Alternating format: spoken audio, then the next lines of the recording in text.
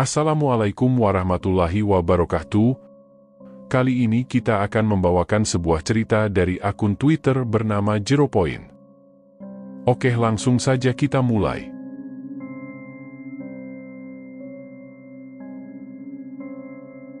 Perkenalkan, namaku Nadia. Seorang anak bungsu dari 2 bersaudara. Aku memiliki kakak laki-laki yang jarak usianya lebih tua 4 tahun dariku. Meski kami sering bertengkar, tapi dulu, kakak telah mengajarkan banyak hal padaku yang mana sampai sekarang telah menjelma menjadi suatu kebiasaan, misalnya, tutup mata dan telinga ketika dia datang. Dia, yang kumaksud ialah makhluk bengis yang selalu meneror kami sejak kecil, tubuhnya manusia, namun kepalanya berwujud kambing dengan tanduk-tanduk meruncing, mata merah menyala dan telapak tangan besar lengkap dengan kuku-kuku hitam panjang yang mana nampak lebih tajam dari pisau. Makhluk itu yang telah merenggut keutuhan keluargaku dan dia selalu datang pada setiap malam Selasa dan beberapa malam-malam tertentu. Kalau kalian bertanya, apakah makhluk itu sampai sekarang masih suka datang? Iya, dia tak pernah absen menyiksaku dan bahkan ketika menulis ini, aku merasa seperti diawasi oleh banyak mata-mata tak terlihat dari berbagai arah. Sebenarnya aku bingung dari mana harus mulai cerita, rasanya kayak udah terlalu banyak, menumpuk, ruwet, dan takut. Aku benar-benar merasa sendirian sekarang menghadapi situasi ini, di saat Bapak seolah juga pasrah menyerahkanku pada dia. Kami tinggal di salah satu kota besar di Jawa Timur. Dulu, keluargaku bisa dibilang keluarga yang bahagia banget, semuanya nyaris terasa sempurna memiliki kedua orang tua yang lembut, mengayomi, tak pernah kasar, dan pejuang keluarga. Bapak dan ibu adalah pedagang di pasar, dari toko kecil, kemudian merambat pesat sampai punya toko besar dan jadi distributor sembako ke warung-warung yang menyebar sampai ke kota seberang. Perkembangan usaha keluargaku amat pesat dalam waktu yang terbilang singkat. Wah, orang tuaku hebat. Setidaknya, dulu aku pernah berpikir seperti itu. Kami tinggal di salah satu kawasan perumahan, di antara rumah-rumah lain, hanya rumah kami lah satu-satunya yang paling sibuk karena tak pernah berhenti merenovasi. Kayak, ada aja yang dibenerin atau diganti. Sampai-sampai bentuknya terus berubah-ubah dan jadi gak karuan. Aku lupa tahun berapa persisnya rumah kami mulai melakukan renovasi secara terus-menerus, namun seingatku itu terjadi mulai awal tahun 2000-an, waktu itu aku masih kecil. By the way, aku kelahiran tahun 97. Di saat ekonomi meroket, namun justru hubungan keluarga kami menjadi terasa tak seerat dulu sewaktu masih menjalani hidup sederhana. Bapak dan ibu juga jadi sering bertengkar. Kayak, nggak ada lagi tuh quality time nonton TV bareng sebelum tidur. Bapak juga jadi temperamental, kami satu keluarga dilarang bersih-bersih rumah. Kalau aja ada salah satu dari kami yang ketahuan mengepel lantai, Bapak pasti langsung marah-marah dan mengucap, "Kamu mau mati." Itulah yang membuat rumah kami nampak besar namun kotor dan lebih cocok disebut kandang dibanding rumah. Kadang, aku pun malu kalau setiap ada teman yang main ke rumah. Jadi serba salah. Awalnya semua baik-baik aja sampai suatu ketika, ibu menjadi aneh. Ibu jadi sering melamun, pandangannya sering kosong, dan ibu mulai sakit-sakitan. Setiap malam di atas jam 12, ibu selalu melindur tidur sambil berjalan ke arah halaman belakang. Cuma diam aja lihat natap ke arah pohon jambu yang ada di belakang rumah.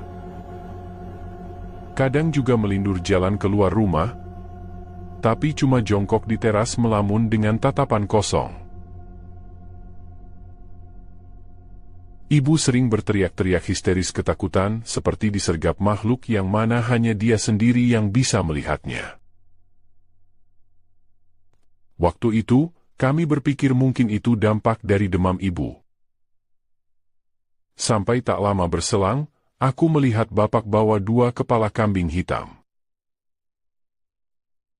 Tapi ketika ditanya sama Kakak, Bapak malah balik marah dan nyuruh kami semua masuk kamar. Sejak saat itu, aku masih ingat kata-kata terakhir yang sering diucapkan sama ibu ke aku dan Kakak. Maafin ibu, ya. Kalian harus nurut sama Bapak, biar kalian hidup selamat. Seringkali ibu menangis tiap ngucapin itu yang bikin aku dan Kakak juga jadi ikutan nangis. Setelah itu sakit ibu semakin parah. Demamnya sering buat dia sampai kejang-kejang sampai hari mengerikan itu terjadi. Kami sedang makan di ruang tengah yang tak memiliki sekat dengan dapur. Waktu itu ibu tiba-tiba bilang haus terus mau mengambil minum ke belakang. Tapi ibu malah masak air di panci besar. Aku mengira, mungkin ibu mau mandi air hangat. Namun yang dilakukan ibu justru membuat aku menjerit histeris. Aku melihat dengan mata kepalaku sendiri, ibu berdiri di depan kompor. Dia membuka tutup panci yang airnya sudah menggolak mendidih. Setelah itu, secara mengejutkan ibu mencelupkan kepalanya sendiri ke dalam air mendidih yang masih berada di atas kompor yang menyala tersebut. Kami berteriak. Bapak sigap berlari menghampiri ibu. Namun ketika kepala itu ditarik paksa dari dalam panci sampai tubuhnya terjatuh ke lantai dan ibu nampak kejang-kejang tanpa bola mata hitam, matanya putih semua. Di situ ibu meninggal dengan cara yang mengenaskan di depan anak-anaknya. Tahun 2002, ibu meninggal.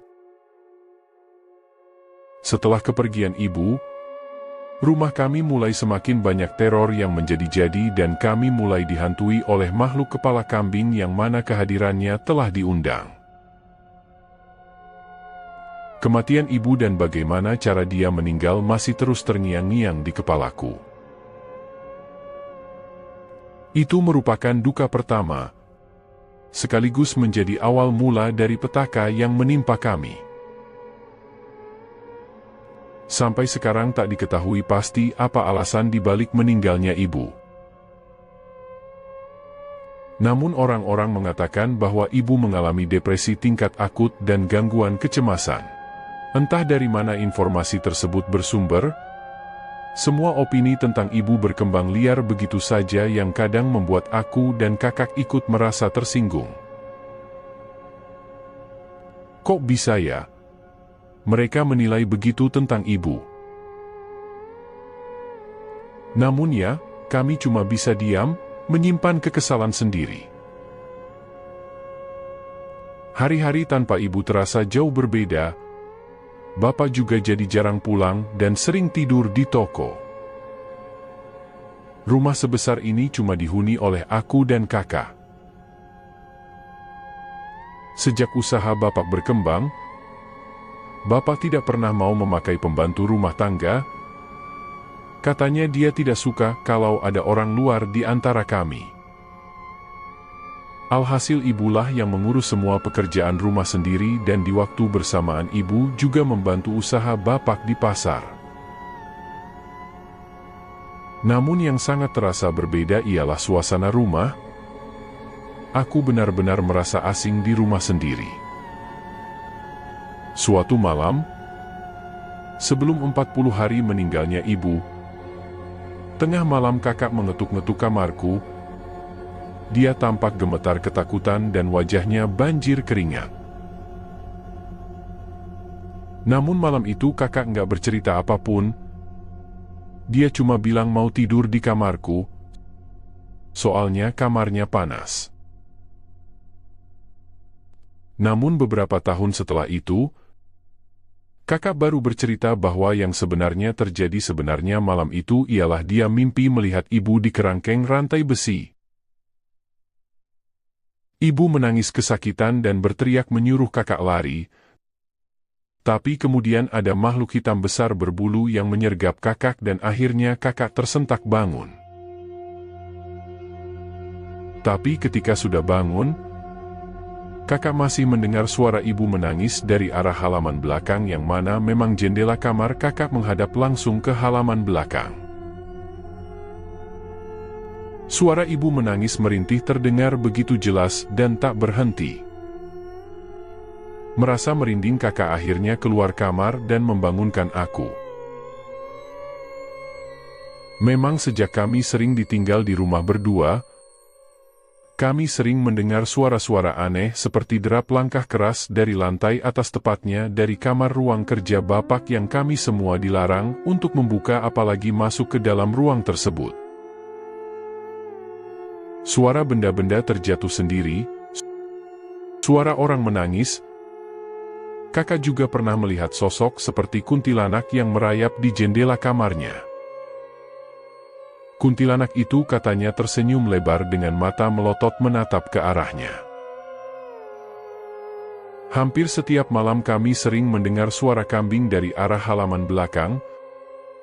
Padahal kami tinggal di perumahan yang bisa dibilang elit, tak ada satupun tetangga yang memelihara kambing. Sampai-sampai aku juga pernah beberapa kali ditanya sama tetangga yang menduga kami memelihara kambing di rumah, karena ternyata tetangga-tetangga kami juga mengaku sering mendengar suara kambing setiap tengah malam sampai waktu menjelang subuh. Tahun demi tahun kami tak punya pilihan selain terus melanjutkan hidup.